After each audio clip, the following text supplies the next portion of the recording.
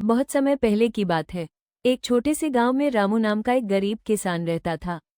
उसके पास बस एक छोटा सा खेत था, दो कमजोर बैल और टूटी फूटी झोपड़ी जिसमें वो अपनी पत्नी और दो बच्चों के साथ रहता था। जीवन बहुत कठिन था, कई बार उन्हें भूखा सोना पड़ता था।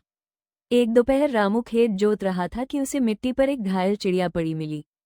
उसका पंख टूटा हुआ था। रामू ने उसे उठाया और बड़े प्यार से घर ले आया।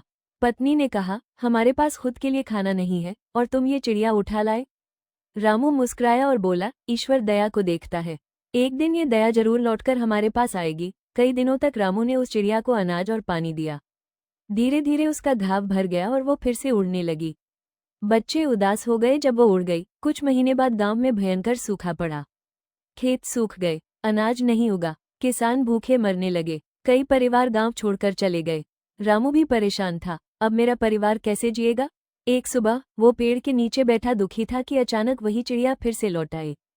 पर इस बार वो अकेली नहीं थी, उसके साथ बहुत सारी चिड़ियां थीं। सभी चिड़ियां अपने चोंच में बीज लेकर आईं और रामू के खेत में गिरा गईं। कुछ ही दिनों में उसके खेत में छोटे छोटे पौधे उगाए।